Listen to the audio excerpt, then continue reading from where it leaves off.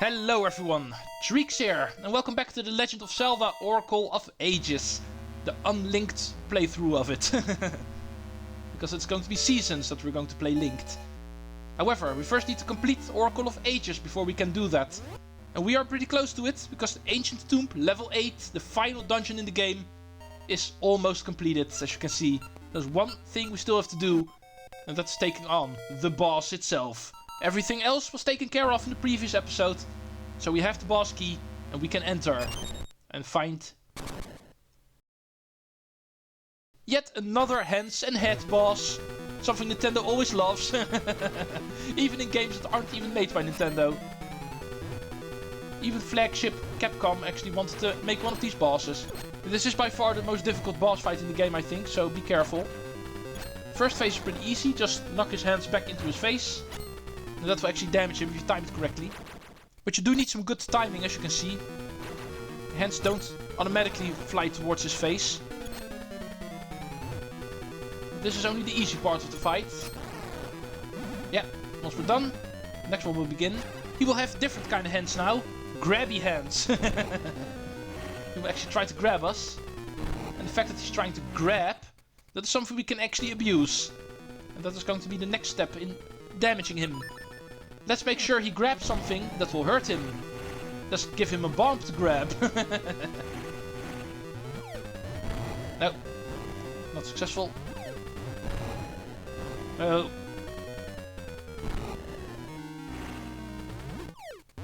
And success. But still not finished yet, apparently. Okay, it would be nice if you actually go off the wall. Actually cannot hit you like this. It's impossible to actually throw the bomb over his hands, so you need to stand in front of him, otherwise it won't work.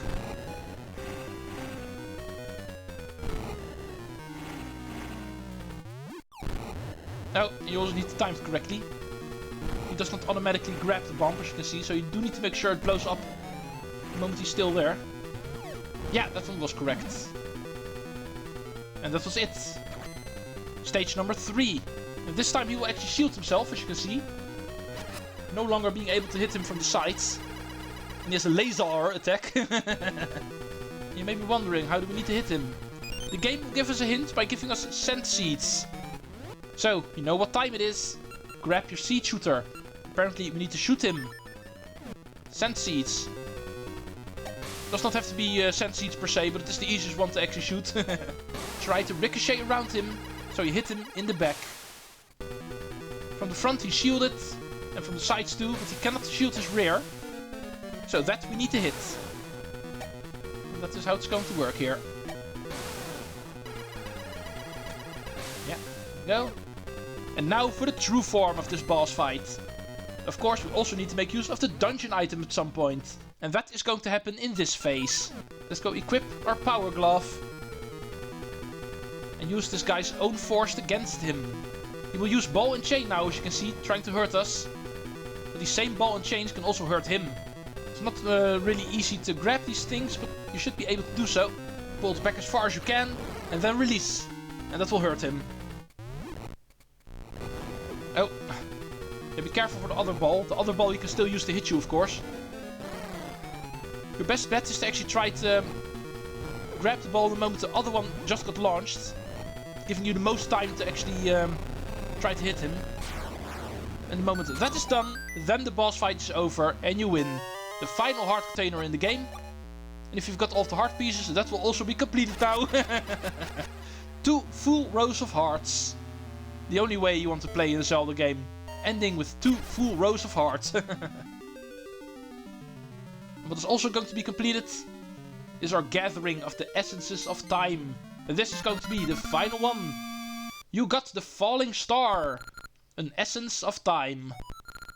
The eternal light of this heavenly body acts as a guide to the other essences. Oh, in that case it would have been nice to get this one first. That would have made the rest easier. But no, that would be too easy, right? Let's go talk to the Maku tree. Thank you, Treecks. You have gathered all of the essences of time. Now, I can create something that will aid you, Treecks. Please visit me after you've grown up. I'll wait for you, no matter how long. Oh yeah, of course, officially we are in the past now. That's also the reason why the animation changes of the Mako tree. It's not always the present Mako tree that actually talks to you. In that case, forget about my wrong voice. And indeed, let's go finish off this place. As you might have seen last time, there's also statues in this area outside. And these are indeed hiding some goodies, like this chest over here. And this one will contain a ring. A unique one, I'm pretty sure. We'll see what it is later. Not right now, of course. Go away, stupid Lionel. I'll be seeing you again in Oracle of Seasons. I'm pretty sure they actually appear a bit more there. Also not surprising, Oracle of Seasons is a bit more of a combat-based game, so... hard enemies is something we see a bit more in that game. Let's return to the South Shore. We can get back to Lynna Village. Or better said, Lynna City. Because I'd like to go there in the present, of course. There's still a ring shop we need to go to. Checking out the final couple of rings we got. I'm of course not going to go for 100% rings, that's way too much of a grind. And also not worth it in a let's play. But it is funny to see how far we can get by just progressing through the game in a normal sense. Power ring level 2. Sword damage double up, but also damage taken double up. Sounds very risky. I did use the power ring level 1 for a while, but still. And the final one is the blue ring. Damage taken gets cut in half. As if it's the blue mail. Interesting ring. That one I'd actually like to keep with me, I think. Let's quickly go into the list.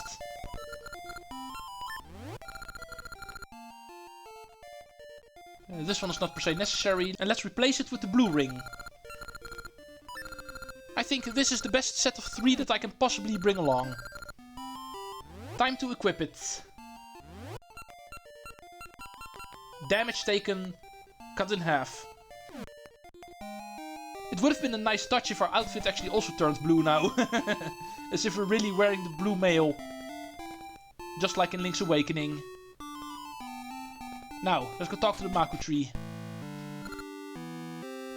Oh, Treecks. You have collected all 8 essences of time and know their power. Thanks to you, time flows true in me again. And I remember all that I had forgotten. I am the guardian of Nehru, Oracle of Ages. And my Mako seed can be used only by a hero who knows the powers of the essences of time. The hero who knows the essences of time sees unwavering truth across time and space. If you can do this, Treecks, you can stop Veran. Take this. The Mako seed. We get a huge Mako seed. This should penetrate evil forces. What a waste. You're too late. Oh, you again. Who are you? Give up, Treecks. Don't you know all of your efforts are for naught? Whoa. We are the Gerudo Witches, Twin Rova. Oh, so that's who you are. And it seems they are the ones actually pulling the strings. This world is ours to manipulate. No matter how much you struggle, the dark rites will begin soon. Remember our name, as if it were sorrow. The name of Twin Rova. Ho ho ho ho ho. Oh, that is what is happening here. But what does she mean with dark rites? Oh, Treecks, it's Twin Rova. Twin Rova. Who thought the terrible Gerudo witch Twin Rova would appear? What could her plan be? I'm filled with sorrow, just as Twin Rova hoped. The world is doomed. You must stop Queen Ambi at the Black Tower. and cast down Veran. Please. Yeah, that's the only thing I can also think of doing. Let's first take a look at the final things that I've unlocked in the Mako tree itself. At least until we link with Oracle of Seasons. Then we're going to be talking to you a lot. The Oracle of Secrets is not a thing quite yet. For that we actually need a linked game. But first, Gacha Seed time. And let's also heal up now that we're here. There's a fairy fountain in here, of course, as you may know. Not per se a bad idea to actually go in here.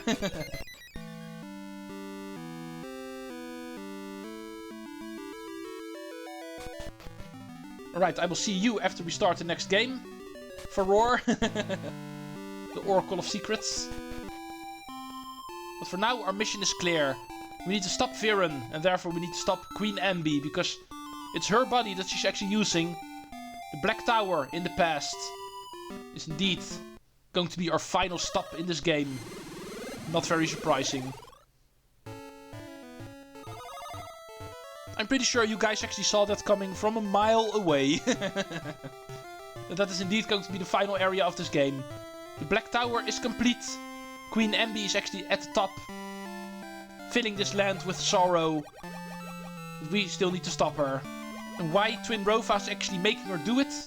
Filling this world with sorrow. And the dark rites they actually talked about. And that is something we cannot really answer quite yet. And of course Ralph is also here. So, Treecks. You finally made it. I came to destroy Veran. Veran has taken control of Queen Ambi, right? Then to beat Veran, I must defeat Queen Ambi.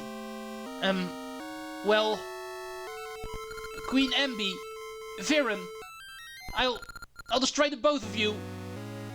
Then the people of this age and our age will have peace.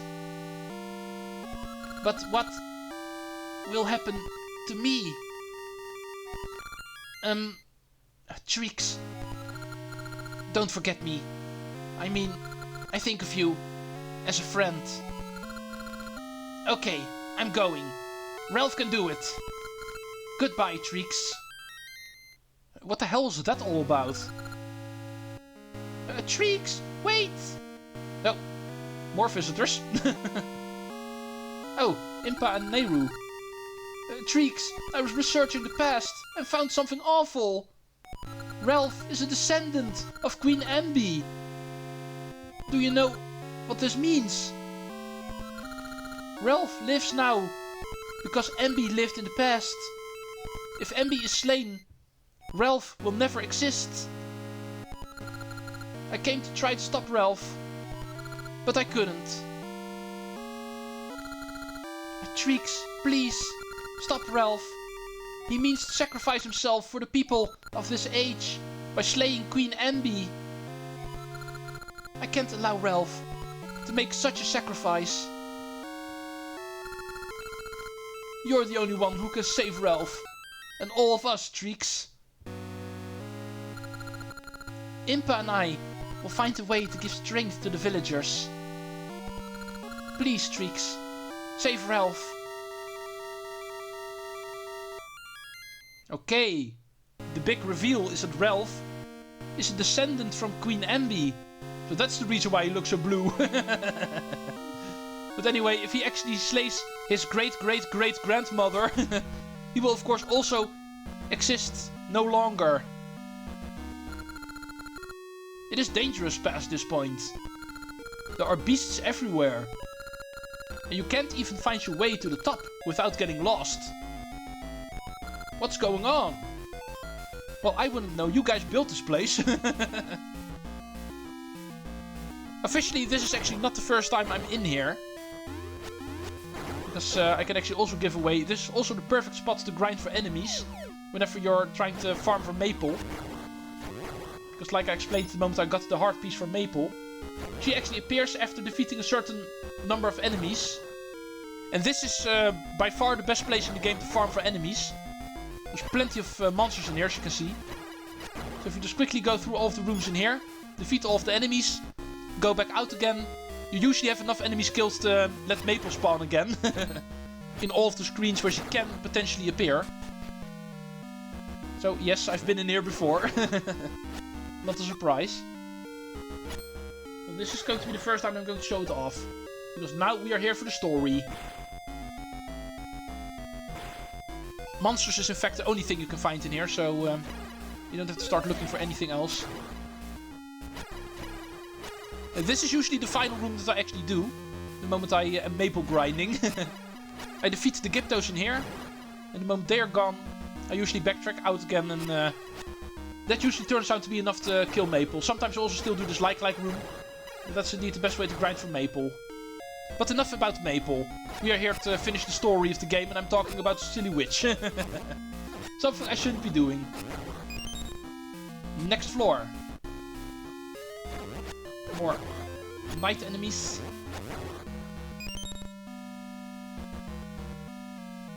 Yeah, this is going on for quite a way.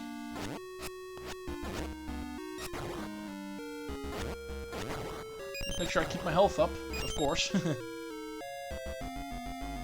No, whiz ropes.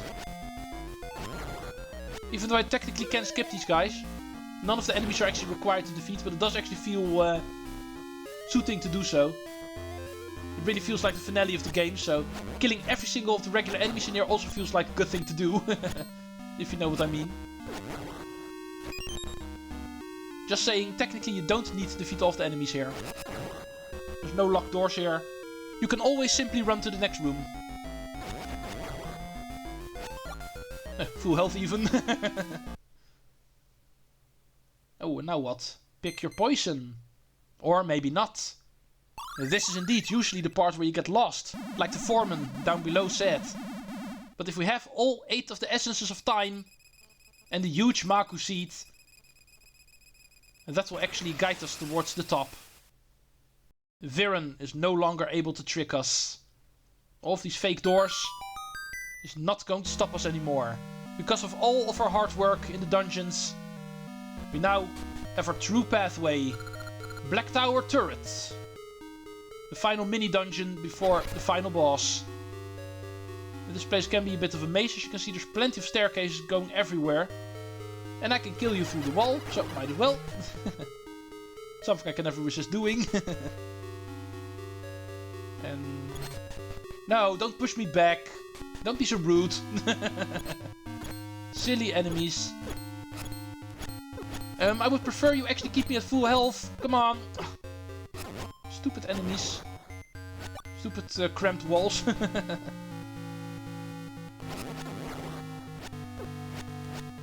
Stupid blue whiz rope. Stop moving. Ow. Ah. Losing way too much health here. Stop hitting me through the wall. That is something only I am allowed to do. Stupid knights. Don't you know what it means to be a hero? It means I get privileges that normal enemies don't have. Yeah, indeed, this was the correct pathway. And that is the privilege of having played this game more than once. Oh, what do we have here?